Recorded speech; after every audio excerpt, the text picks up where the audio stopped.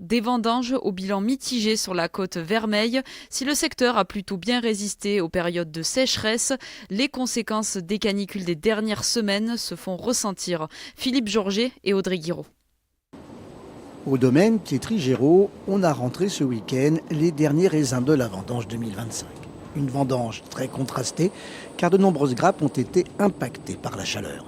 On se retrouve avec des grappes comme ceci qui ont été, comme vous le voyez, complètement desséchées par le soleil. Et donc vous voyez très bien que entre ça et ça, on ne pourra pas faire exactement les mêmes rendements et les mêmes jus. Le cru 2025 pourtant s'annonçait prometteur. De belles pluies au printemps et une bonne résistance aux canicules de juin et de juillet. En fait, c'est le coup de chaud du 15 août qui a tout changé. Des températures au-dessus de 40 degrés, accompagnées d'une forte tramontane. Imaginez-vous, vous, devant un climatiseur à l'envers qui vous chauffe sans boire et sans manger. Et vous comprenez ce que ça peut faire. Ça dessèche la plante, ça dessèche le raisin. Et malheureusement, on a eu ce qu'on appelle de l'échaudage, donc des raisins qui ont brûlé.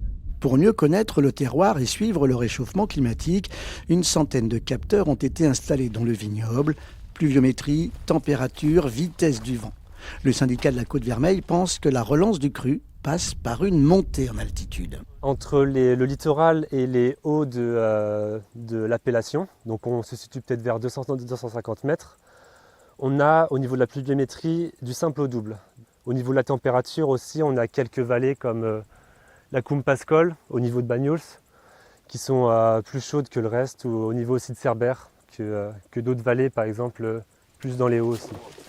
La récolte sur la Côte-Vermeille devrait être en baisse cette année de 30% par rapport à une année normale.